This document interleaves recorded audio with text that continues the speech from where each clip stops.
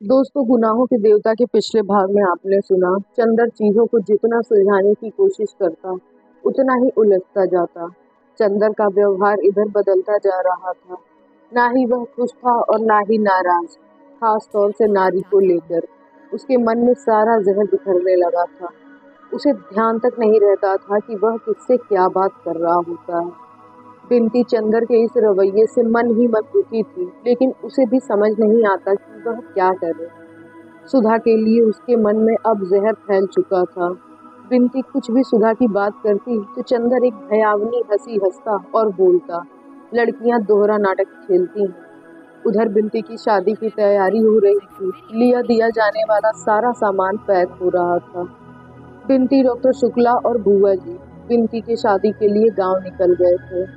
जब बिनती की शादी को कुछ 15 दिन रह गए थे, तब सुधा का एक खत आया, जिसे पढ़ने के बाद चंदर सुधा को खत लिखता है कि मुझे आगे से खत ना लिखना, और उसका खत भी वापस भेज देता है। इधर पम्मी आती है चंदर से मिलने, जिससे मिलकर वह बहुत खुश तो नहीं हुआ, लेकिन कुछ दिनों के बाद मिलते जुलते रहने से चंदर को पम्मी से मिलने की आदत सी हो गई थी। सुधा के बिना कितने महीने काट दिया था चंदर ने, लेकिन पम्मी के बिना एक शाम नहीं बीत पाता था। अब आगे एक दिन रात को जब वह लौटा तो देखा कि अपनी कार आ गई थी। उसका मन फूल उठा, जैसे कोई अनाथ भटका हुआ बच्चा अपने संरक्षक की गोद के लिए तड़प उठता है। वैसे ही वह पिछले 1.5 महीने से डॉक्टर साहब के लिए तरस गया था, जहां इस वक्त उसके जीवन में सिर्फ नशा और नीरसता थी। वहीं हृदय के एक कोने में सिर्फ एक सुकुमार भावना शेष रह गई थी। वह थी डॉक्टर शुक्ला के प्रति। वह भावना कृतज्ञता की भावना नहीं थी। डॉक्टर शुक्ला इतने दूर नहीं थे कि अब वह उनके प्रति कृतज्ञ हो। इतने बड़े हो जाने पर भी वह जब कभी डॉक्टर को देखता था तो लगता था जैसे कोई नन्हा बच्चा अपने अभिभावक की गोद में आकर निश्चिंत हो जाता है।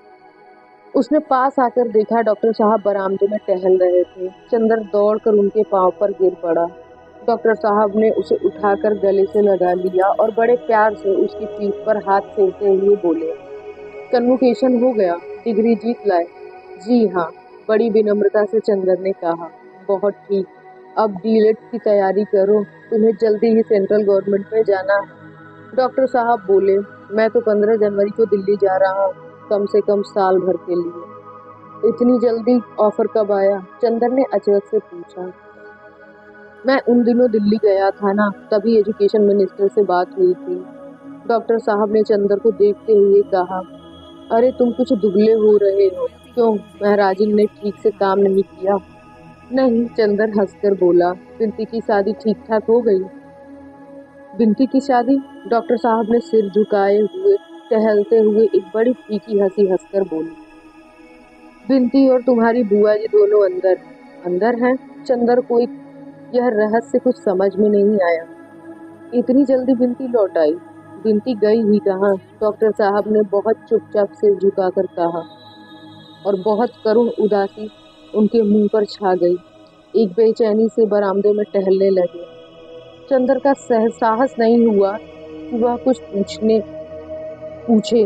कुछ अमंगल अवश्य हुआ है। वह अंदर गया। बुआ जी अपनी कोठरी में सामान रख रही थी और बिनती बैठी हुई सिल पर उड़द की भीगी दाल पीस रही थी। बिनती ने चंदर को देखा, दाल में सने हुए हाथ जोड़कर प्रणाम किया। सिर को आंचल से ढककर चुपचाप दाल पीसने लगी, कुछ बोली नहीं। चंदर ने प्रणाम किया और जाकर बुआ के पैर छू लिए। अरे चंदर, आओ बेटा, हम तो लुट गए। और बुआ वही देहरी पर सिर थाम कर बैठ गई। क्या हुआ बुआ जी?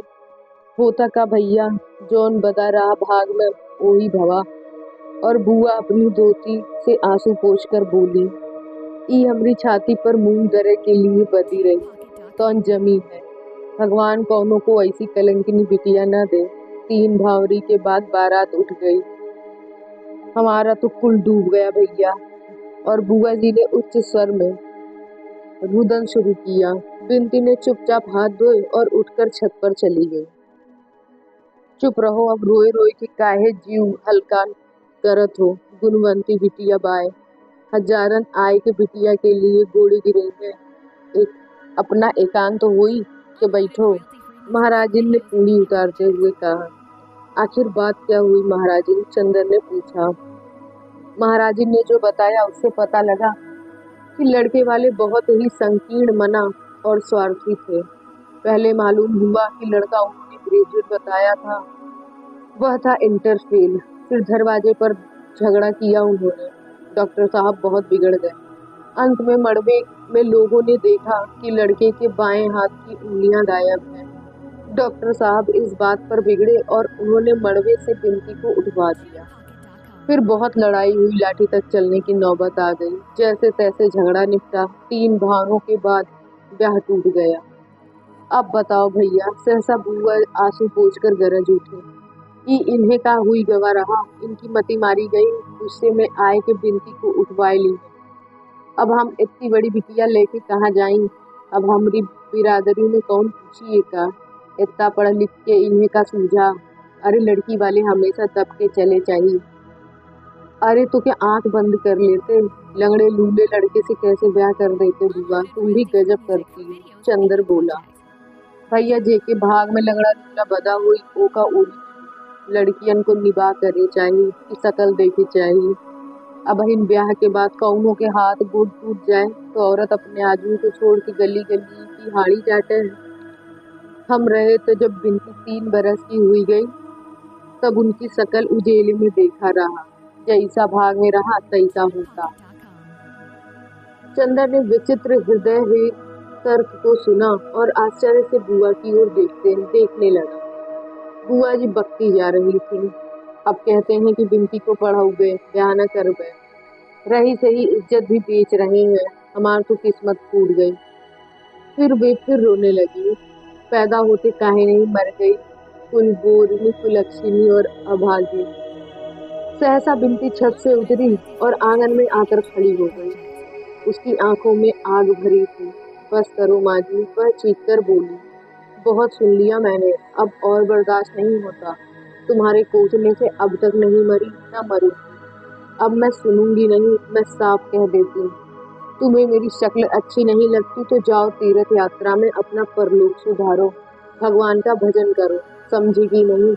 चंदर ने ताज्जुब से बिंती की ओर देखा।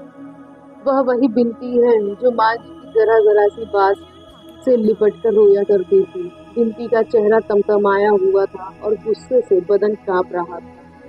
बुआ उछलकर खड़ी हो गई और दुगनी चीख कर बोली। अब बहुत जवान चले लगी है, कौन है तोड़ दे के बल पे ही चमक दिखावत है। हम काट के धर देवे तो के बताए देते बुझौती। ऐसी ना होती तो काहे ई दिन देखे पड़त। उन्हें तो खाए गई, हम तो खाए ले। अपना मुंह पीट कर बुआ बोली। तुम इतनी मीठी नहीं हो माँ जी कि तुम्हें खा ले। बिंती ने और तड़प कर जवाब दिया।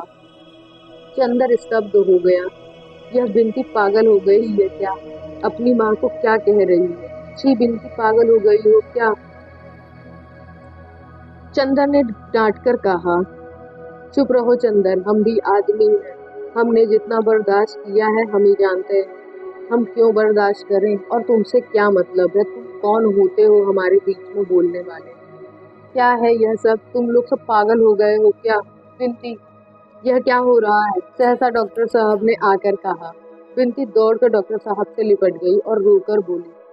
मामा जी, मुझे दीदी के पास भेज दीजिए, मैं यहाँ नहीं रहूंगी। अच्छा बेटी, अच्छा, जाओ। चंदर, डॉक्टर साहब ने कहा।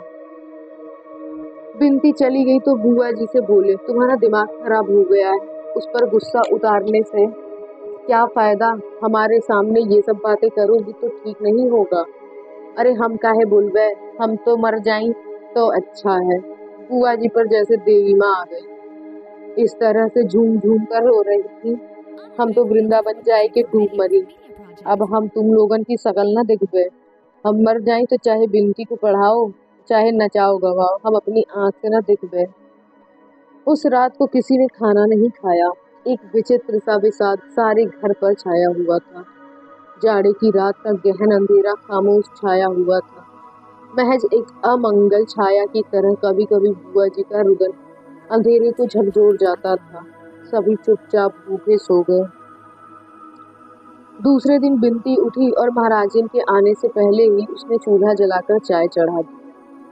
थोड़ी देर में चंदर चाय बनाकर और टोस्ट भूनकर वह डॉक्टर साहब के सामने रख आई।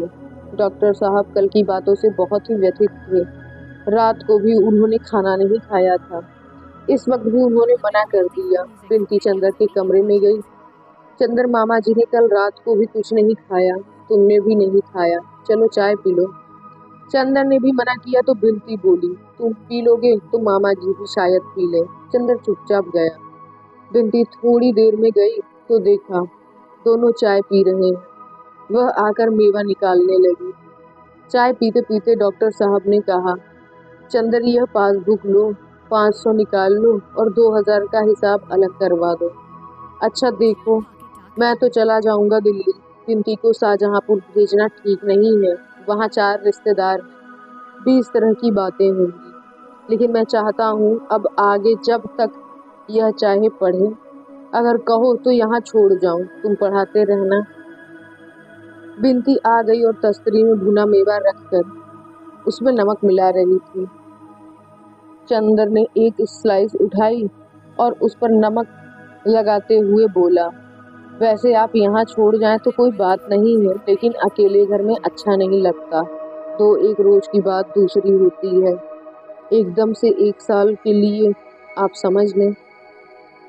हाँ बेटा, कहते तो तुम ठीक हो। अच्छा, कॉलेज के हॉस्टल में अगर रख दिया जाए? डॉक्टर साहब ने पूछा। मैं लड़कियों को हॉस्टल में रखना ठीक नहीं समझता हूँ, चंदर बोला। घर के वातावरण और वहाँ के वातावरण में बहुत अंतर होता है।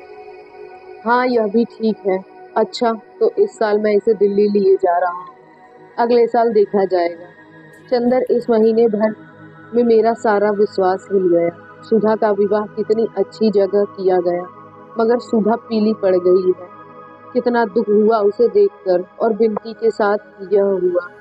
सचमुच यह जाति विवाह सभी परंपराएं बहुत ही बुरी तरह सड़ गई। उन्हें तो काट फेंकना चाहिए। मेरा तो वैसे इस अनुभव के बाद सारा आदर्श ही बदल गया।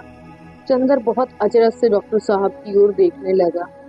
यही जगह थी। इसी तरह बैठकर डॉक्टर साहब ने जाति, बिरादरी, विवाह आदि सामाजिक परंपराओं की कितनी प्रशंसा की थी। जिंदगी की लहरों ने हर एक को 10 महीने में कहां से कहां लाकर पटक दिया। डॉक्टर साहब कहते गए, हम लोग जिंदगी से दूर रहकर सोचते हैं कि हमारी सामाजिक संस्थाएं स्वर्ग है। यह तो जब उनमें धंसो तब उनकी गंदगी मालूम होती है। चंदर, तुम कोई गैर जात का अच्छा सा लड़का ढूंढो, मैं बिनती की शादी दूसरी बिरादरी में कर दूं। बिनती जो और चाय ला रही थी, फौरन बड़े रूढ़े स्वर में बोली, मामा जी आज जहर दे दीजिए, लेकिन मैं शादी नहीं करूँ। क्या आपको मेरी दृढ़ता पर विश्वास नहीं? क्यों नहीं बेटी? अच्छा, जब तक तेरी इच्छा हो पढ़। दूसरे दिन डॉक्टर साहब ने बुआ जी को बुलाया और रुपए दे दिए।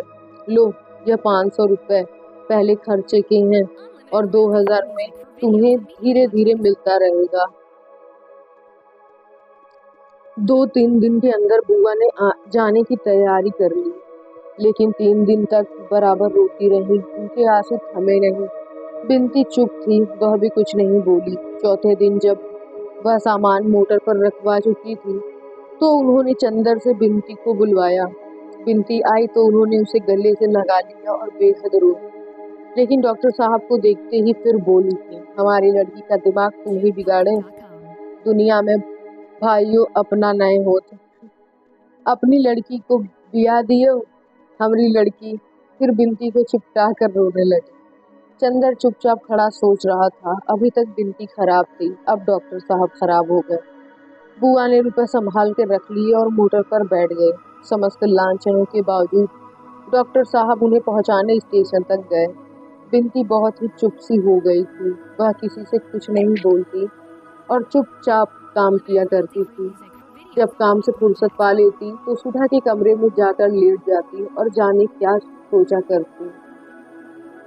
चंदर को बड़ा ताज्जुब होता था कि बिनती को देखकर। जब बिनती खुश थी, बोलती चालती थी, तो चंदर बिनती से चिढ़ गया था। लेकिन बिंती के जीवन का यह नया रूप देखकर पहले की सभी बातें भूल गया और उससे फिर बात करने की कोशिश करने लगा। लेकिन बिंती ज्यादा बोलती ही है। एक दिन दोपहर को चंदर यूनिवर्सिटी से लौटकर आया और उसने रेडियो खोल दिया। बिंती एक तस्तरी में अमरूद काट कर ले आई और रखकर जाने लगी। सुनो बिंती, क्या तुमने मुझे माफ नहीं किया? मैं कितना व्यथित हूँ बिंती। अगर तुमको भूल से कुछ कह दिया तो तुम उसका इतना बुरा मान गई। 2-3 महीने बाद भी नहीं। नहीं, बुरा मानने की क्या बात है चंदर। बिंती एक फीकी हंसी हंसकर बोली। आखिर नारी का भी एक स्वाभिमान है। मुझे माँ बचपन से कुचलती रही, मैंने तुम्हें दीदी से बढ़कर माना। तुम भी ठोकरें लगाने से बाज नहीं आए, फिर भी मैं सब सहती गई। उस दिन जब मंडप के नीचे मामा जी ने जबरदस्ती हाथ पकड़कर खड़ा कर दिया तो मुझे उसी क्षण लगा कि मुझ में भी कुछ सत्य तो है। मैं इसलिए ही नहीं बनी हूँ कि दुनिया मुझे कुचलती ही रहे। अब मैं विरोध करना, विद्रोह करना भी सीख गई हूँ। जिंदगी में स्नेह की जगह है, लेकिन स्वाभिमान भी कोई चीज है, और तुम्हें अपनी जिंदगी में किसी की जरूरत भी तो नहीं। कहकर बिंती धीरे धीरे चली गई। अपमान से चंदर का चेहरा काला पड़ गया। उसने रेडियो बंद कर दिया और तस्तरी उठाकर नीचे रख दी। बिना कपड़े बदले पम्मी के यहाँ चल दिया। मनुष्य का एक स्वभाव होता है, जब वह दूसरे पर दया करता है तो वह चाहता है कि याचक पूरी तरह विनम्र होकर उसे स्वीकार करे।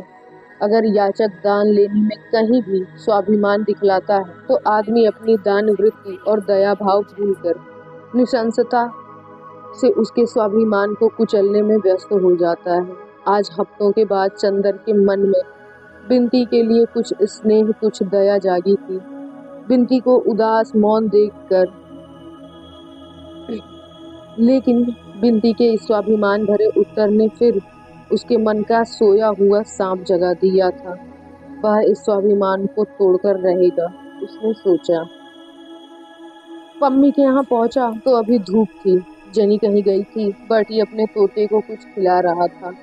कपूर को देखते ही हंसकर अभिवादन किया और बोला, पम्मी अंदर है। वह सीधा अंदर चला गया। पम्मी अपने शयन कक्ष में बैठी हुई थी।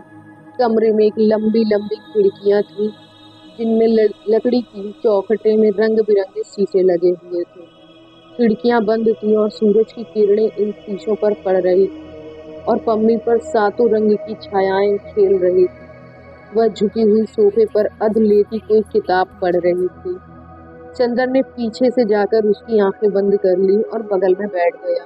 कपूर अपनी सुकुमार उंगलियों से चंदर के हाथ को आंखों पर से हटाते हुए पम्मी बोली और पलकों में बेहद नशा भरकर सोन जूही की मुस्कान बिखेर कर चंदर को देखने लगी। चंदर ने देखा वह ब्राउनिंग की कविता पढ़ रही थी। वह पास बैठ गया। पम्मी ने उसे अपने वक्ष पर खींच लिया और उसके बालों से खेलने लगी। चंदर थोड़ी देर चुप लेटा रहा, फिर पम्मी के गुलाबी होठों पर उंगलियां रखकर बोला, पम्मी तुम्हारे वक्ष पर सिर रखकर मैं जाने क्यों सब कुछ भूल जाता हूँ। पम्मी दुनिया वासना से इतना घबराती क्यों है? मैं ईमानदारी से कहता हूँ कि अगर किसी को वासनाहीन प्यार करके, किसी के लिए त्याग करके मुझे जितनी शांति मिलती है, पता नहीं क्यों मानसलता में भी उतनी ही शांति मिलती है।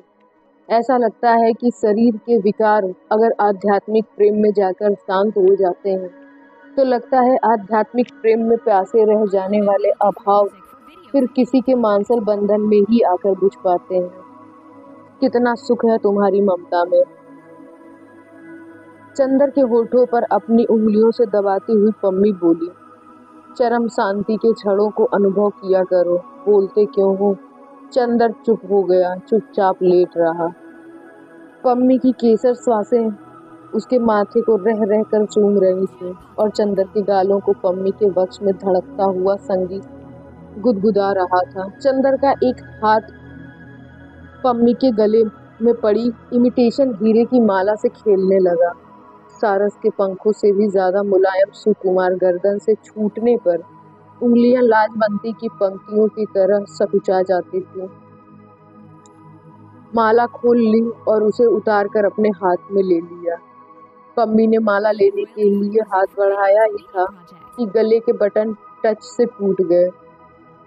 बर्फानी चांदनी उफन कर छलक पड़ी। चंदर को लगा उसके गालों के नीचे बिजलियों के फूल सिहर उठे हैं और एक मादकता नशा टूटते हुए सितारों की तरह उसके शरीर को चीरता हुआ निकल गया। वह कांप उठा, सचमुच कांप उठा। नशे में चूर वह उठकर बैठ गया और उसने पम्मी को अपनी गोद में डाल लिया।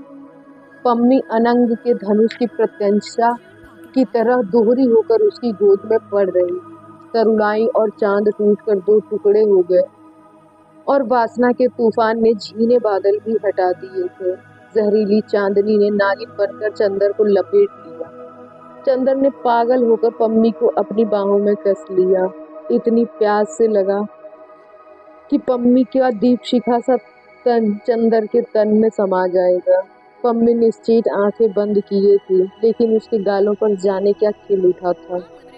चंदर के गले में उसने मृणाल सी बाहें डाल दी थी। चंदर ने पम्मी के होठों को जैसे अपने होठों में समेट लेना चाहा। इतनी आग और इतना नशा। सहसा बाहर बंदूक की आवाज हुई। चंदर चौंक उठा। उसने अपने बाहुपाश ढीले कर दिए, लेकिन पम्मी उसके गले में बाहें डाले बेहोश पड़ी थी। चंदर ने क्षण भर पम्मी के भरपूर रूप यौवन को आंखों से पी लेना चाहा। पम्मी ने अपनी बाहें हटा ली और नशे में मखमूर से चंदर की गोद से एक ओर लुढ़क गई। उसे अपने तन बदन का होश नहीं था। चंदर ने उसके वस्त्र ठीक किए और फिर झुककर उसकी नसें में चूर पलकें चूम ली। बंदूक की दूसरी आवाज हुई। चंदर घबराकर उठा। यह क्या है पम्मी? होगा कुछ, जाओ मत, अलसाई हुई नसीली आवाज में पम्मी ने कहा और उसे फिर खींचकर बिठा लिया और फिर बाहों में उसे समेटकर उसका माथा चूम लिया। ठाए, फिर तीसरी आवाज हुई। चंदर उठ खड़ा हुआ और जल्दी से बाहर दौड़ गया। देखा बर्डी की बंदूक बरामदे में पड़ी है और वह पिंजड़े के पास मरे हुए तोते का पंख पकड़कर उठाए हुए है। उसके घावों से बर्डी के पतलून पर खून चू रहा था। चंदर को देखते ही बर्डी हंस पड़ा। देखा, 3 गोली में इसे बिल्कुल मार डाला। वह तो कहो सिर्फ एक ही लगी, वरना, और पंख पकड़कर तोते की लाश को झुलाने लगा। छी, फेंके उसे, हत्यारे कहीं के, मार क्यों डाला उसे? चंदर ने कहा। तुमसे मतलब? तुम कौन होते हो पूछने वाले? मैं प्यार करता था उससे, मैंने मार डाला, बर्डी बोला और आहिस्ते से उसे एक पत्थर पर रख दिया।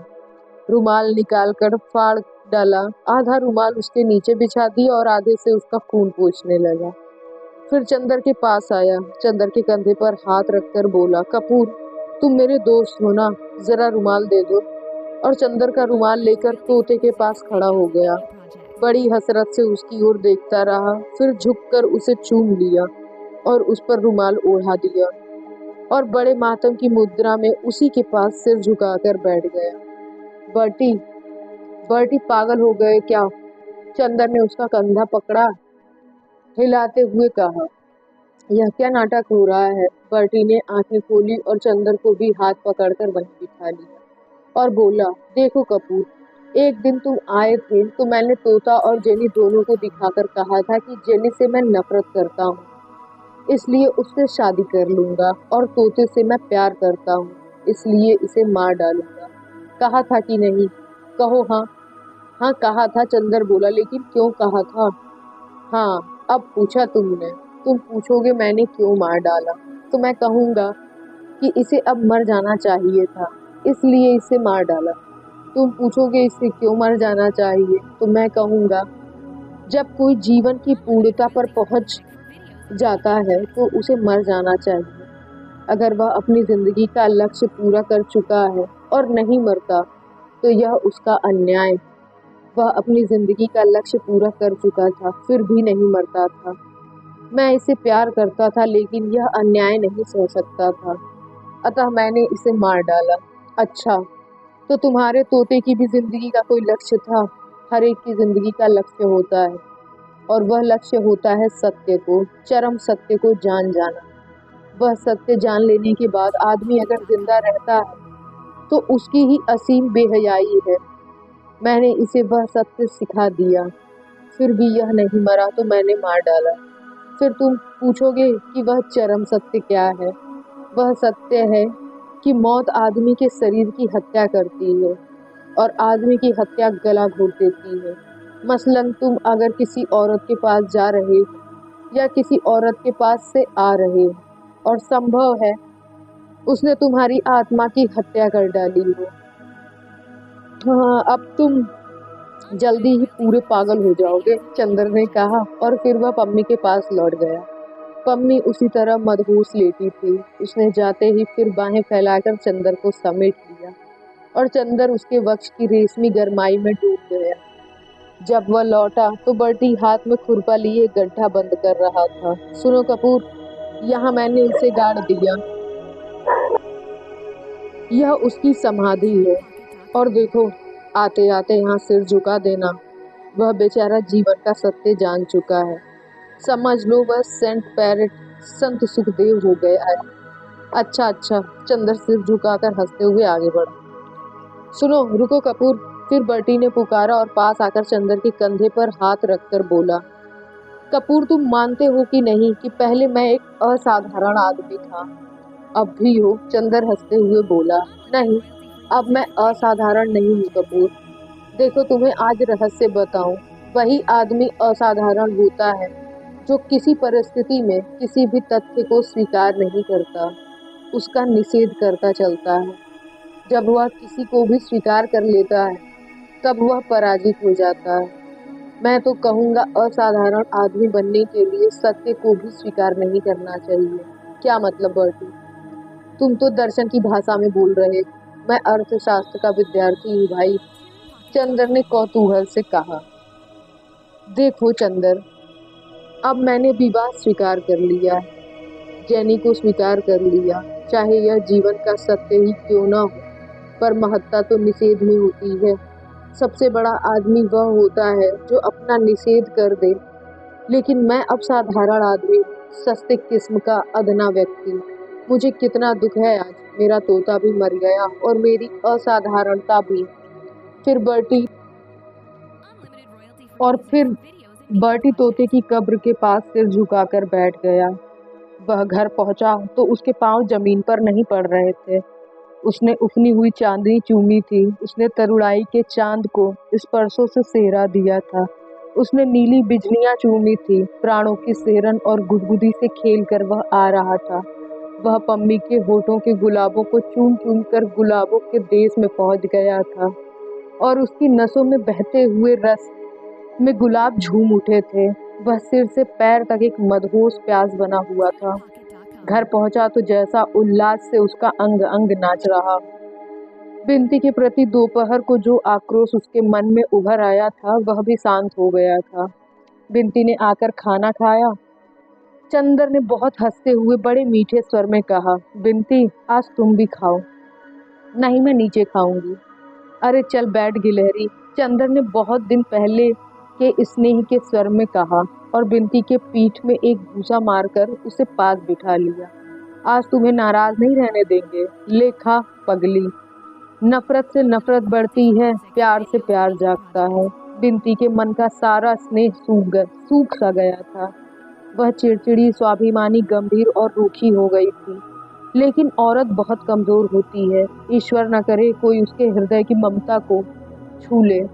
वह सब कुछ बर्दाश्त कर लेती है, लेकिन अगर कोई किसी तरह उसके मन के रस को जगा दे तो वह फिर अपना सब अभिमान भूल जाती है। चंदर ने जब वह यहाँ आई थी तभी से उसके हृदय की ममता जीत ली थी, इसलिए चंदर के सामने सदा झुकती आई। लेकिन पिछली बार से चंदर ने ठोकर मारकर सारा स्नेह बिखेर दिया था। उसके बाद उसके व्यक्तित्व का सारा रक्त सूखता ही गया। क्रोध जैसे उसकी भौं पर रखा रहता था। आज चंदर ने उसको इतने दुलार से बुलाया तो लगा वह जाने कितने दिनों का भूला स्वर सुन रही है। चाहे चंदर के प्रति उसके मन में कुछ भी आक्रोश क्यों ना हो, लेकिन वह इस स्वर का आग्रह नहीं डाल सकती, यह वह भली प्रकार जानती थी। वह बैठ गई। चंदर ने एक कौर बनाकर बिंती के मुंह में दे दिया। बिंती ने खा लिया। चंदर ने बिंती की बाह में चुटकी काट कर कहा, अब दिमाग ठीक हो गया पगली का, इतने दिनों से अकड़ी फिरती थी। बिन्ती ने बहुत दिन के भूले हुए स्नेह के सर में कहा। खुद ही तो अपना दिमाग बिगाड़े रहते थे और हमें इल्जाम लगाते हैं। तरकारी ठंडी तो नहीं। दोनों में सुलह हो गई। जाड़ा अब काफी बढ़ गया था। खाना खा चुकने के बाद बिन्ती साल ओढ़े चंदर के पास आई और बोली, लो इलायची खाओगे? चंदर ने ले ली। छील कर आधे दाने खुद खा लिए, आधे बिन्ती के मुंह में दे दिए। बिन्ती ने धीरे से चंदर की उंगली दांत से दबा दी। चंदर ने हाथ खींच लिया। बिन्ती उसी के पलंग पर पास ही बैठ गई और बोली, याद है तुम्हें? इसी पलंग पर तुम्हारा सिर दबा रही थी तो तुमने सीसी फेंक दी थी। हाँ याद है। अब कहो तुम्हें उठाकर फेंक दूं? चंदर आज बहुत खुश था। मुझे क्या फेंकोगे?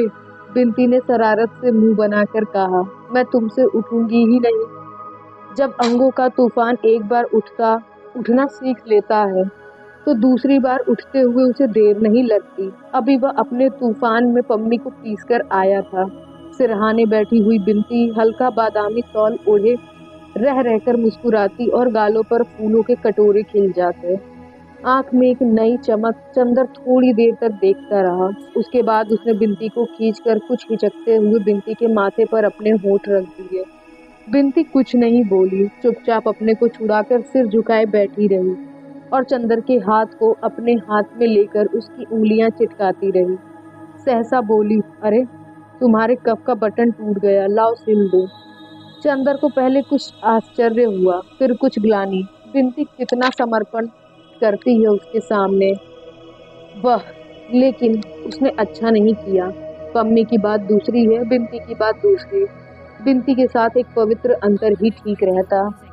बिन्ती आई और उसने कफ के बटन सीने लगी। सीते सीते बचे हुए डोरे को दांत से तोड़ती हुई बोली, चंदर एक बात कहे मानोगे? क्या? पम्मी के यहाँ मत जाया करो। क्यों? पम्मी अच्छी औरत नहीं है। वह तुम्हें प्यार नहीं करती, तुम्हें बिगाड़ती है। यह बात गलत है बिन्ती। तुम इसलिए कह रही हो ना कि उसमें वासना बहुत तीखी है। नहीं, यह नहीं। उसने तुम्हारी जिंदगी में सिर्फ एक नशा, एक वासना दी, कोई ऊंचाई, कोई पवित्रता नहीं। कहाँ दीदी, कहाँ पम्मी? किस स्वर्ग से उतरकर तुम किस नरक में फंस गए? पहले मैं भी यही सोचता था बिन्ती, लेकिन बाद में मैंने सोचा कि माना किसी लड़की के जीवन में वासना ही तीखी है तो क्या इसी से वह निंदनीय है? क्या वासना स्वतः में निंदनीय है? गलत। यह तो स्वभाव और व्यक्तित्व का अंतर है बिन्ती। हर एक से हम कल्पना नहीं मांग सकते, हर एक से वासना नहीं पा सकते। बादल है, उस पर किरण पड़ेगी, इंद्रधनुष ही खिलेगा। फूल है, उस पर किरण पड़ेगी, तबस्सुम ही आएगा। बादल से हम मांगने लगे तबस्सुम और फूल से मांगने लगे इंद्रधनुष, तो यह तो हमारी एक कवित्वमयी भूल होगी। माना एक लड़की के जीवन में प्यार आया, उसने अपने देवता के चरणों पर अपनी कल्पना चढ़ा दी। दूसरी के जीवन में प्यार आया, उसने चुंबन, आलिंगन और गुदगुदी की बिजलियां दी। एक बोली, देवता मेरे, मेरा शरीर चाहे जिसका हो, मेरी पूजा भावना, मेरी आत्मा तुम्हारी है और वह जन्म जन्मांतर तक तुम्हारी रहेगी। और दूसरी दीप शिखा सी लहराकर बोली, दुनिया कुछ कहे, अब तो मेरा तन मन तुम्हारा है। मैं तो बेकाबू हूँ, मैं करूँ क्या? मेरे तो अंग अंग जैसे अलसाकर चूर हो गए हैं। तुम्हारी गोद में गिर पड़ने के लिए मेरी तरुणाई पुलक उठी है। तुम्हारे आलिंगन में पिस जाने के लिए मेरे लाज के बंधन जैसे शिथिल हुए जाते हैं। मैं करूँ तो क्या करूँ? कैसा नशा पिला दिया है तुमने, मैं सब कुछ भूल गई हूँ। तुम चाहे जिसे अपनी कल्पना दो, अपनी आत्मा दो, लेकिन एक बार अपने जलते हुए होठों में मेरे नरम गुलाबी होठ समेट लो। बताओ बिन्ती, क्यों? पहली की भावना ठीक है और दूसरी की प्यास गलत? बिन्ती कुछ देर तक चुप रही, फिर बोली, चंदर तुम बहुत गहराई से सोचते हो, लेकिन मैं तो एक मोटी सी बात जानती हूँ कि जिसके जीवन में वह प्यास जग जाती है वह फिर किसी भी सीमा तक गिर सकता है, लेकिन जिसने त्याग किया, जिसकी कल्पना जागी, वह किसी भी सीमा तक उठ सकता है। मैंने तो तुम्हें उठते हुए देखा है। गलत है बिन्ती, तुमने गिरते हुए देखा है मुझे। तुम मानोगी कि सुधा से मुझे कल्पना ही मिली थी, त्याग ही मिला था, पवित्रता ही मिली थी, पर वह कितनी दिन टिकी? और तुम यह कैसे कह सकती हो कि वासना आदमी को नीचे ही गिराती है? तुम आज की ही घटना लो। तुम यह तो मानोगी कि अभी तक मैंने तुम्हें अपमान और तिरस्कार ही दिया था। खैर, उसकी बात जाने दो। बिनती बोली, नहीं, बात आ गई है तो मैं साफ कहता हूँ कि आज मैंने तुम्हारा प्रतिदान देने की सोची। आज तुम्हारे लिए मन में बड़ा स्नेह उमड़ आया। क्यों, जानती हो? पम्मी ने आज अपने बाहुपास में कसकर जैसे मेरे मन की सारी कटुता, सारा विष खींच लिया। मुझे लगा बहुत दिन बाद मैं फिर पिशाच नहीं, आदमी। यह वासना का ही दान है। तुम कैसे कहोगी कि वासना आदमी को नीचे ही ले जाती है? बिनती कुछ नहीं बोली। चंदर भी थोड़ी देर चुप रहा, फिर बोला, लेकिन एक बात पूछूं बिनती? क्या? बहुत अजीब सी बात है। सोच रहा हूँ पूछूं या ना पूछूं। पूछो ना। अभी मैंने तुम्हारे माथे पर होंठ रख दिए, तुम कुछ भी नहीं बोली। और मैं जानता हूँ यह कुछ अनुचित सा था। तुम पम्मी नहीं, फिर भी तुमने कुछ भी विरोध नहीं किया। बिनती थोड़ी देर चुपचाप अपने पाँव की ओर देखती रही, फिर शॉल के एक छोर से एक डोरा खींचते हुए बोली, चंदर, मैं अपने को कुछ समझ नहीं पाती। सिर्फ इतना जानती हूँ कि मेरे मन में तुम जाने क्या हो। इतने महान हो कि मैं तुम्हें प्यार नहीं कर पाती, लेकिन तुम्हारे लिए कुछ भी करने से अपने को रोक नहीं सकती। लगता है तुम्हारा व्यक्तित्व, उसकी शक्ति और उसकी दुर्बलताएं, उसकी प्यास और उसका संतोष इतना महान है, इतना गहरा है कि उसके सामने मेरा व्यक्तित्व कुछ भी नहीं है। मेरी पवित्रता, मेरी अपवित्रता, इन सब से ज्यादा महान तुम्हारी प्यास है। लेकिन अगर तुम्हारे मन में मेरे लिए जरा भी स्नेह है तो तुम पम्मी से संबंध तोड़ लो। दीदी से अगर मैं बताऊंगी तो जाने क्या हो जाएगा। और तुम जानते नहीं दीदी अब कैसी हो गई हैं। तुम देखो तो आंसू। बस बस, चंदर ने अपने हाथ से बिंदी का मुंह बंद करते हुए कहा, सुधा की बात मत करो। तुम्हें कसम है, जिंदगी के जिस पहलू को हम भूल चुके हैं उसे कुरेदने से क्या फायदा। अच्छा अच्छा, चंदर का हाथ हटाकर बिनती बोली, लेकिन पम्मी को अपनी जिंदगी से हटा दो। यह नहीं हो सकता बिनती, चंदर बोला, और जो कहो वह मैं कर दूंगा। हाँ, तुम्हारे प्रति आज तक जो दुर्व्यवहार हुआ है उसके लिए मैं तुमसे क्षमा मांगता हूँ। छी चंदर, मुझे शर्मिंदा मत करो। काफी रात हो गई थी। चंदर लेट गया। बिनती ने उसे रजाई उड़ा दी और टेबल पर बिजली का स्टैंड रखकर बोली, अब चुपचाप सो जाओ। बिनती चली गई। चंदर पड़ा पड़ा सोचने लगा। दुनिया गलत कहती है कि वासना पाप है। वासना से भी पवित्रता और क्षमाशीलता आती है। पम्मी से उसे जो कुछ मिला वह अगर पाप है तो आज चंदर ने जो बिनती को दिया उसमें इतनी क्षमा, इतनी उदारता और इतनी शांति क्यों थी? उसके बाद बिनती को वह बहुत दुलार और पवित्रता से रखने लगा। कभी कभी जब वह घूमने जाता तो बिनती को भी ले जाता था। न्यू ईयर्स डे के दिन पम्मी ने दोनों की दावत की। बिनती पम्मी के पीछे, चाहे चंदर से पम्मी का विरोध कर ले, पर पम्मी के सामने बहुत शिष्टता और स्नेह का बर्ताव करती थी। डॉक्टर साहब की दिल्ली जाने की तैयारी हो गई। बिनती ने कार्यक्रम में कुछ परिवर्तन करा लिया था। अब वह पहले डॉक्टर साहब के साथ शाहजहांपुर जाएगी और तब दिल्ली। निश्चय करते करते अंत में 1 फरवरी को वे लोग गए।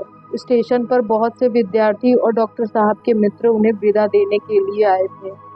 बिनती विद्यार्थियों की भीड़ से घबराकर इधर चली आई और चंदर को बुलाकर कहने लगी, चंदर, दीदी के लिए एक खत तो दे दो। नहीं, चंदर ने बहुत रूखे और दृढ़ स्वर में कहा। बिनती कुछ क्षण तक एकटक चंदर की ओर देखती रही, फिर बोली, चंदर, मन की श्रद्धा चाहे अब भी वैसी हो, लेकिन तुम पर अब विश्वास नहीं रहा। चंदर ने कुछ जवाब नहीं दिया, सिर्फ हंस पड़ा। फिर बोली, चंदर, अगर कभी कोई जरूरत हो तो जरूर लिखना, मैं चली आऊंगी, समझे? और फिर चुपचाप जाकर बैठ गई। जब चंदर लौटा तो उसके साथ कई साथी प्रोफेसर थे। घर पहुंचकर वह कार लेकर पम्मी के यहाँ चल दिया। पता नहीं क्यों बिनती के जाने का चंदर को कुछ थोड़ा सा दुख हुआ था। गर्मी का मौसम आ गया था। चंदर सुबह कॉलेज जाता, दोपहर को सोता और शाम को वह नियमित रूप से पम्मी को लेकर घूमने जाता। डॉक्टर साहब कार छोड़ गए थे। कार पम्मी और चंदर को लेकर दूर दूर का चक्कर लगाया करती थी। इस बार उसने अपनी छुट्टियां दिल्ली में ही बिताने की सोची थी। पम्मी ने भी तय किया था कि मसूरी से लौटते समय जुलाई में वह 1 हफ्ते आकर डॉक्टर शुक्ला की मेहमानी करेगी और दिल्ली के पूर्व परिचितों से भी मिल लेगी। यह नहीं कहा जा सकता कि चंदर के दिन अच्छी तरह नहीं बीत रहे थे। उसने अपना अतीत भुला दिया था और वर्तमान को वह पम्मी की नशीली निगाहों में डुबो चुका था। भविष्य की उसे कोई खास चिंता नहीं थी। उसे लगता था कि यह पम्मी की निगाहों के बादलों और स्पर्शों के फूलों की जादू भरी दुनिया अमर है, शाश्वत है। इस जादू ने हमेशा के लिए उसकी आत्मा को अभिभूत कर लिया है। ये होंठ कभी अलग न होंगे, यह बाहुपाश इसी तरह उसे घेरे रहेंगे और पम्मी की गर्म तरुण सांसें सदा इसी प्रकार उसके कपोलों को सिहराती रहेंगी। आदमी का विश्वास हमेशा सीमाएं और अंत भूल जाने का आदी होता है। चंदर भी सब कुछ भूल चुका था। अप्रैल की एक शाम दिन भर लू चलकर अब थक गई थी, लेकिन दिन भर की लू की वजह से आसमान में इतनी धूल भर गई थी कि धूप भी हल्की पड़ गई थी। माली बाहर छिड़काव कर रहा था। चंदर सोकर उठा था और सुस्ती मिटा रहा था। थोड़ी देर बाद वह उठा, दिशाओं की ओर निरुद्देश देखने लगा। बड़ी उदास सी शाम थी। सड़क भी बिल्कुल सूनी थी। सिर्फ दो एक साइकिल सवार लू से बचने के लिए कानों पर तौलिया लपेटे हुए चले जा रहे थे। एक बर्फ का ठेला भी चला जा रहा था। जाओ बर्फ ले आओ, चंदर ने माली को पैसे देते हुए कहा। माली ने ठेला वाले को बुलाया। ठेला वाला आकर फाटक पर रुक गया। माली बर्फ तुड़वा ही रहा था कि एक रिक्शा जिस पर पर्दा बंधा था वह भी फाटक के पास मुड़ा और ठेले के पास आकर रुक गया। ठेले वाले ने ठेला पीछे किया। रिक्शा अंदर आया। रिक्शा में कोई पर्दा सीन औरत बैठी थी, लेकिन रिक्शा के साथ कोई नहीं था। चंदर को ताज्जुब हुआ, कौन पर्दा नसीन यहाँ आ सकती है। रिक्शा से एक लड़की उतरी जिसे चंदर नहीं जानता था, लेकिन बाहर का पर्दा जितना गंदा और पुराना था, लड़की की पोशाक उतनी ही साफ और चुस्त। वह सफेद रेशम की सलवार, सफेद रेशम की चुस्त कुर्ता और उस पर बहुत हल्के सरबती फालसई रंग की चुन्नी ओढ़े हुई थी। वह उतरी और रिक्शे वाले से बोली, अब घंटे भर में आकर मुझे ले जाना। रिक्शा वाला सिर हिलाकर चल दिया और वह सीधे अंदर चल दी। चंदर को बड़ा अचरज हुआ। यह कौन हो सकती है जो इतनी बेतकल्लुफी से अंदर चल दी। उसने सोचा शायद शरणार्थियों के लिए चंदा मांगने वाली कोई लड़की हो, मगर अंदर तो कोई है ही नहीं। उसने चाहा कि रोक दे, फिर उसने नहीं रोका। सोचा खुद ही अंदर खाली देखकर लौट आई। माली बर्फ लेकर आया और अंदर चला गया। वह लड़की लौटी। उसके चेहरे पर कुछ आश्चर्य और कुछ चिंता की रेखाएं थी। अब चंदर ने उसे देखा। एक सांवली लड़की थी, कुछ उदास, कुछ बीमार सी लगती थी। आंखें बड़ी बड़ी लगती थी, जो रोना भूल चुकी थी और हंसने में भी अशक्त है। चेहरे पर एक पीली छां थी। ऐसा लगता था देखने से ही कि लड़की दुखी है, पर अपने को संभालना जानती है। वह आई और बड़ी फीकी मुस्कान के साथ बड़ी शिष्टता के स्वर में बोली, चंदर भाई सलाम। सुधा क्या ससुराल में है? चंदर को आश्चर्य और भी बढ़ गया। यह तो चंदर को वो जानती भी है। जी हाँ, वह ससुराल में है। आप और बिंटी कहाँ है? लड़की ने बात काटकर पूछा। बिंटी दिल्ली में है। क्या उसकी भी शादी हो गई? जी नहीं, डॉक्टर साहब आजकल दिल्ली में है।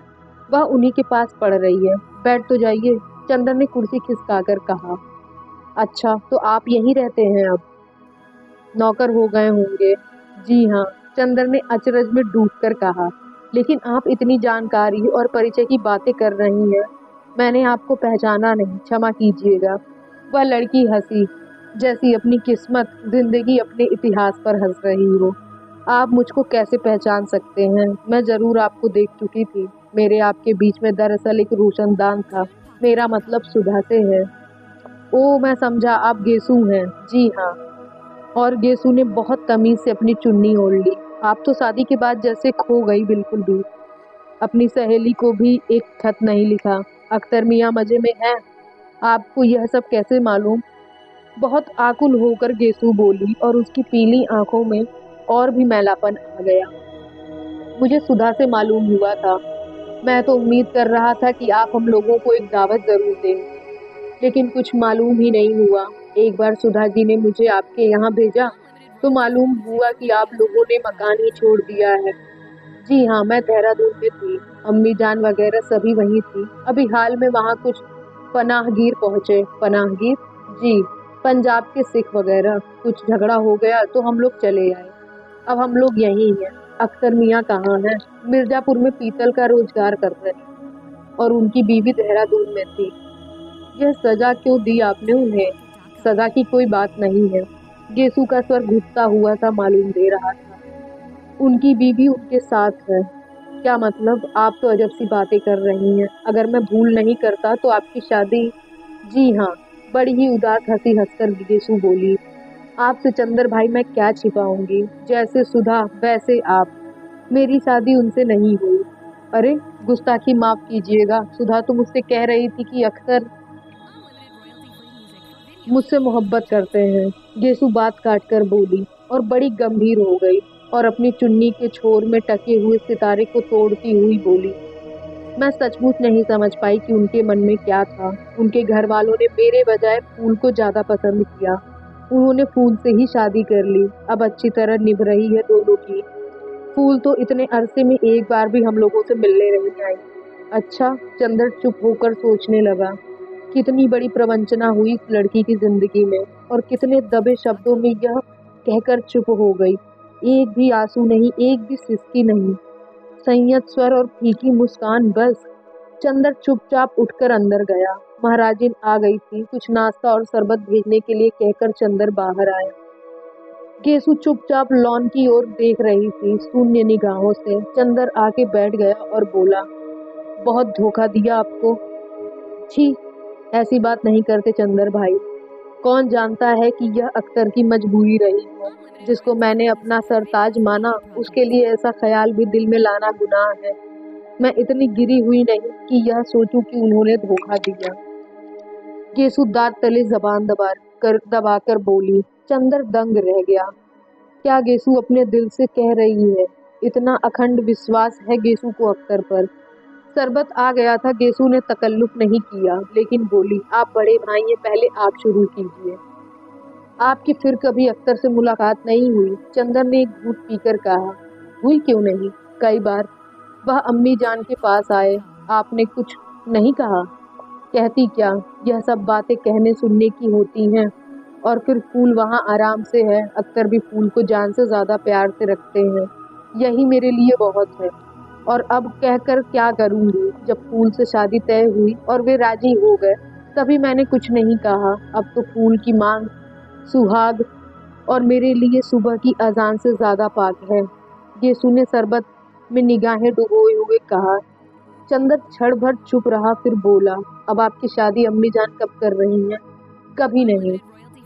मैं कसद कर लिया है कि मैं शादी ताउम्र नहीं करूंगी। देहरादून के मैटरनिटी सेंटर में काम सीख रही थी। कोर्स पूरा हो गया। अब किसी अस्पताल में काम करूं। आप? क्यों, आपको ताज्जुब क्यों हुआ? मैंने अम्मी जान को इस बात के लिए राजी कर लिया है। मैं अपने पैरों पर खड़ी होना चाहती हूँ। चंदर ने शरबत से बर्फ निकालकर फेंकते हुए कहा, मैं आपकी जगह होता तो दूसरी शादी करता और अख्तर से भरसक बदला लेता। बदला? गेसु मुस्कुराकर बोली, छी चंदर भाई, बदला, गुरेज, नफरत, इससे आदमी न कभी सुधरा है न सुधरेगा। बदला और नफरत तो अपने मन की कमजोरी को जाहिर करते हैं। और फिर बदला मैं लूं किससे? उससे, दिल की तन्हाइयों में मैं जिसके सजदे पड़ती हूँ। यह कैसे हो सकता है? गेसु के माथे पर विश्वास का तेज दमक उठा। उसकी बीमार आंखों में धूप लहलहा उठी और उसका कंचन लता सा तन जगमगाने लगा। कुछ ऐसी दृढ़ता थी उसकी आवाज में, ऐसी गहराई थी उसकी ध्वनि में कि चंदर देखता ही रह गया। वह जानता था कि गेसु के दिल में अख्तर के लिए कितना प्रेम था। वह यह भी जानता था कि गेसु अख्तर की शादी के लिए किस तरह पागल थी। वह सारा सपना ताज के महल की तरह गिर गया और परिस्थितियों ने नहीं, खुद अख्तर ने धोखा दिया। लेकिन गेसु है कि माथे पर सिकन नहीं, भावों में बल नहीं, होठों पर शिकायत नहीं। नारी के जीवन का यह कैसा अमिट विश्वास था। यानी जिसे गेसु ने अपने प्रेम का स्वर्ण मंदिर समझा था, वह ज्वालामुखी बनकर फूट गया और उसने दर्द की पिघली आग की धारा में गेसु को डुबो देने की कोशिश की। लेकिन गेसु है कि अटल चट्टान की तरह खड़ी है। चंदर के मन में कहीं कोई टीस उठी। उसके दिल की धड़कनों ने कहीं पर उससे पूछा, और चंद्र तुमने क्या किया? तुम पुरुष थे, तुम्हारे सबल कंधे किसी के प्यार का बोझ क्यों नहीं ढो पाए? लेकिन चंदन ने अपनी अंतःकरण की आवाज को अनसुनी करते हुए पूछा, तो आपके मन में जरा भी दर्द नहीं अख्तर को न पाने का? दर्द? गेसु की आवाज डूबने लगी। निगाहों की जर्द पंखुड़ियों पर हल्की पानी की लहर दौड़ आई। दर्द यह तो सिर्फ सुधा समझ सकती है चंदर भाई। बचपन से वह मेरे लिए क्या थे यह वही जानती। मैं तो उनका सपना देखते देखते उनका सपना ही बन गई थी। लेकिन खैर, दर्द इंसान के यकीदे को और मजबूत न कर दे, आदमी के कदमों को और ताकत न दे, आदमी के दिल को ऊंचाई न दे तो इंसान क्या? दर्द का हाल पूछते हैं आप? कयामत के रोज तक मेरी मैयत उन्हीं का आसरा देखेगी चंदर भाई। लेकिन लेकिन इसके लिए जिंदगी में तो खामोशी रहना होगा, बंद घर में जलते हुए चिराग की तरह घुलना होगा। और अगर मैंने उनको अपना माना है तो वह मिलकर ही रहेंगे। आज ना सही, कयामत के बाद सही। मोहब्बत की दुनिया में जैसे एक दिन उनके बिना कट जाता है, वैसे एक जिंदगी उनके बिना कट जाएगी। लेकिन उसके बाद वे मेरा होकर रहेंगे। चंदर का दिल कांप उठा। गेसु की आवाज में तारे बरस रहे थे। और आपसे क्या कहूँ चंदर भाई, क्या आपकी बात मुझसे छिपी है? मैं जानती हूँ, सब कुछ जानती हूँ। सच पूछिए तो जब मैंने देखा कि आप कितनी खामोशी से अपनी दुनिया में आग लगते देख रहे हैं और फिर भी हंस रहे हैं, तो मैंने आपसे सबक लिया।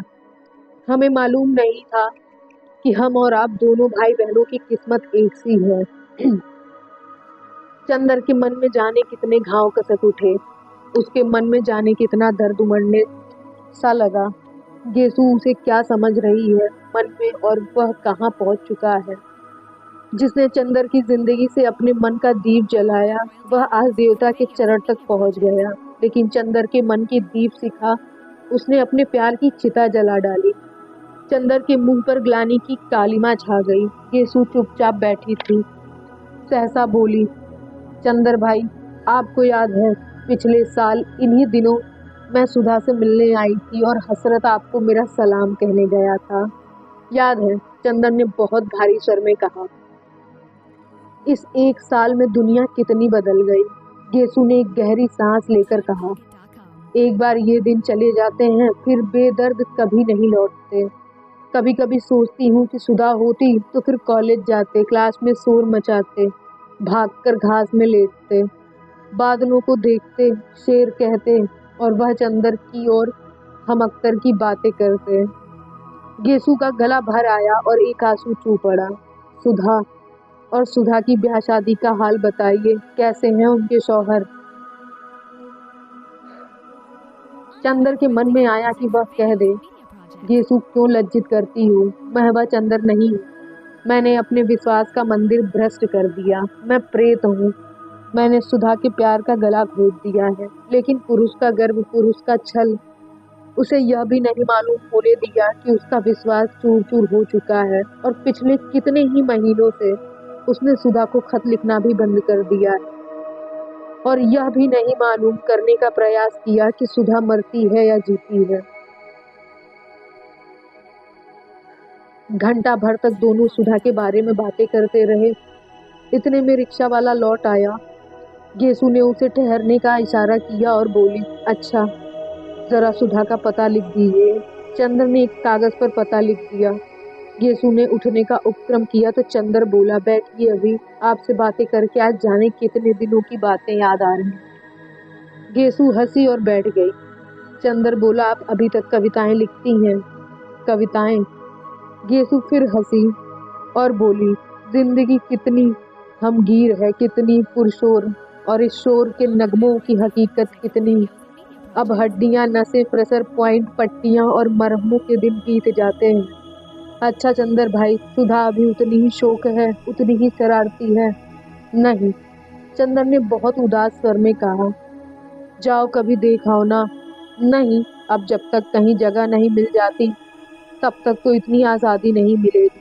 अभी यही उसी को बुलवाऊंगी और उसके पति देवता को लिखूंगी। कितना सूना लग रहा है, घर जैसे भूतों का बसेरा हो, जैसे प्रेत रहते हैं। क्यों परेड बना रही हैं आप? मैं रहता हूँ इसी घर में, चंदर बोला। अरे मेरा मतलब यह नहीं था, गेसु हंसते हुए बोली। अच्छा, अब मुझे तो अम्मी जान नहीं भेजेंगी। आज जाने कैसे अकेले आने की इजाजत दे दी। आपको किसी दिन बुलाऊं तो आइएगा जरूर। हाँ आऊंगा गेसु, जरूर आऊंगा, चंदन ने बहुत स्नेह से कहा। अच्छा भाईजान, सलाम, नमस्ते। गेसु जाकर रिक्शा पर बैठ गई और पर्दा तन गया। रिक्शा चल दिया। चंदर एक अजीब सी निगाह से देखता रहा, जैसे अपने अतीत की कोई खोई हुई चीज ढूंढ रहा। फिर धीरे धीरे लौट आया। सूरज डूब गया था। वह गुसल खाना बंद कर नहाने बैठ गया। जाने कहाँ कहाँ मन भटक रहा था उसका। चंदर मन का अस्थिर था, मन का बुरा नहीं था। गेसु ने आज उसके सामने अचानक वह तस्वीर रख दी थी, जिसमें वह स्वर्ग की ऊंचाइयों पर मंडराया करता था, और जाने कैसा दर्द सा उसके मन में उठ गया था। गेसु ने अपने अजाने में ही चंदर के अविश्वास, चंदर की प्रतिहिंसा को बहुत बड़ी हार दी थी। उसने सिर पर पानी डाला तो उसे लगा कि यह पानी नहीं है, जिंदगी की धारा है, पिघले हुए अंगारों की धारा, जिसमें पड़कर केवल वही जिंदा बच पाया है, जिसके अंगों में प्यार का अमृत है। और चंदर के मन में क्या है? महज वासना का विष, वह सड़ा हुआ, गला हुआ शरीर मात्र, जो केवल सन्निपात के जोर से चल रहा है। उसने अपने मन के अमृत को गली में फेंक दिया। उसने क्या किया यह? वह नहाकर आया और शीशे के सामने खड़ा होकर बाल काटने लगा। फिर शीशे की ओर एक टक देखकर बोला, मुझे क्या देख रहे हो चंदर बाबू? मुझे तो तुमने बर्बाद कर डाला। आज कई महीने हो गए और तुमने एक चिट्ठी तक नहीं लिखी। छी! और उसने शीशा उलटकर रख दिया। महाराजिन खाना ले आई। उसने खाना खाया और सुस्त सा पड़ रहा। भैया आज घूमे न जाबो?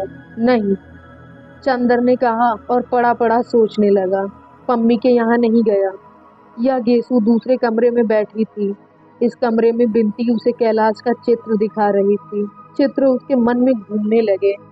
चंदर, क्या इस दुनिया में तुम ही रह गए थे फोटो दिखाकर पसंद कराने के लिए? चंदर का हाथ उठा।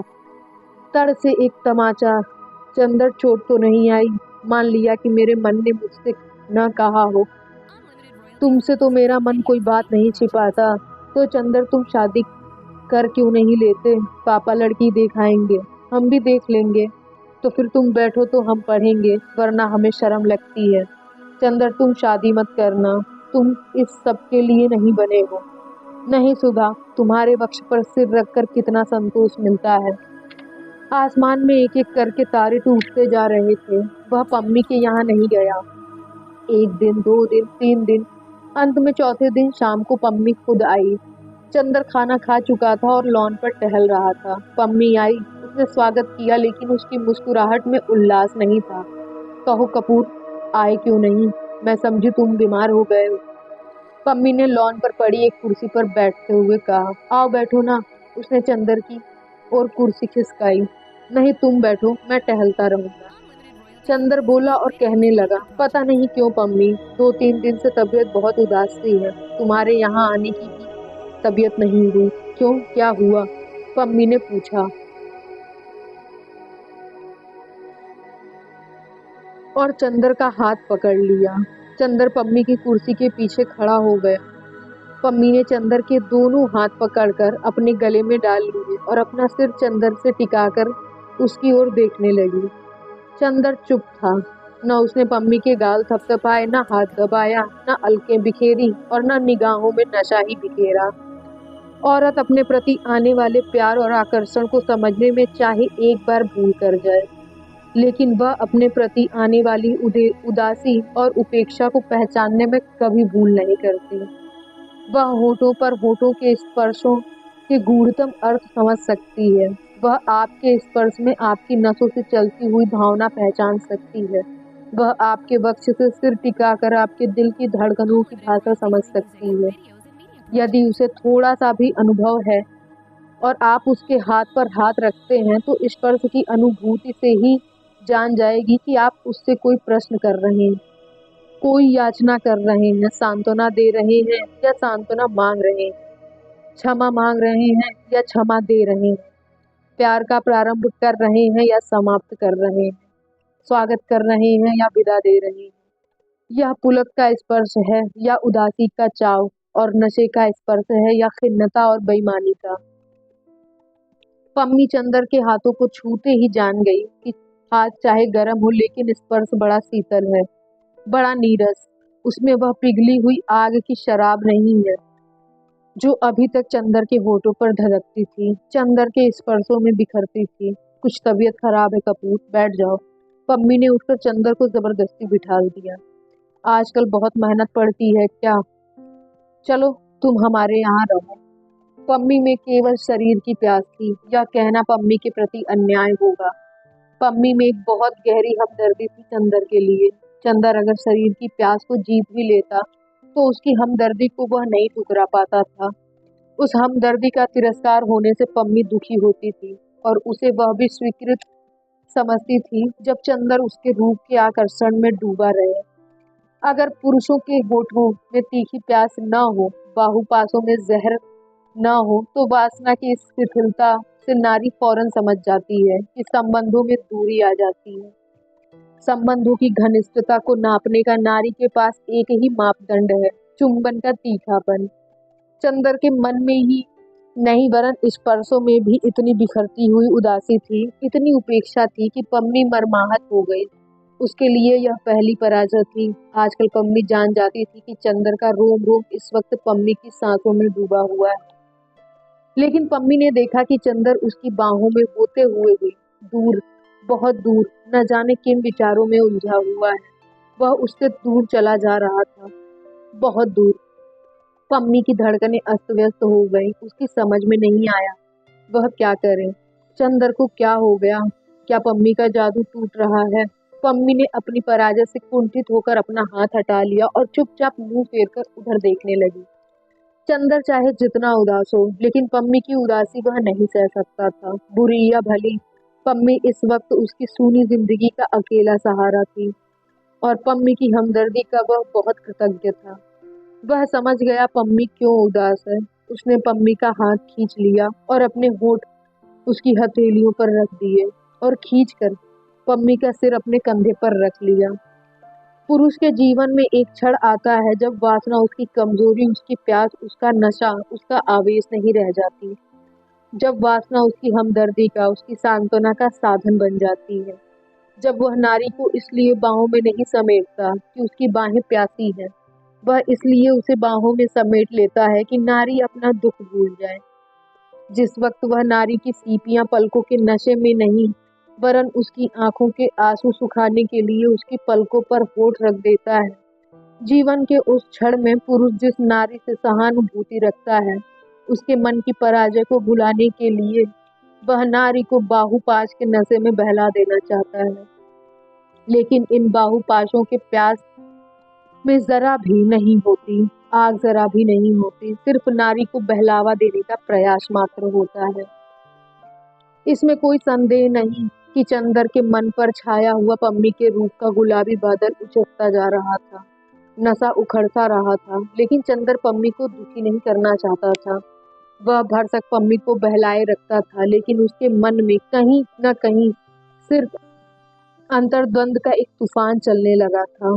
गेसु ने उसके सामने उसकी साल भर पहले की जिंदगी का वह चित्र रख दिया था, जिसकी एक झलक उस अभागे को पागल कर देने के लिए काफी थी। चंदर जैसे तैसे मन को पत्थर बनाकर, अपनी आत्मा को रूप की शराब में डुबोकर, अपने विश्वासों में छलक कर उसको भुला पाया था, उसे जीत पाया था।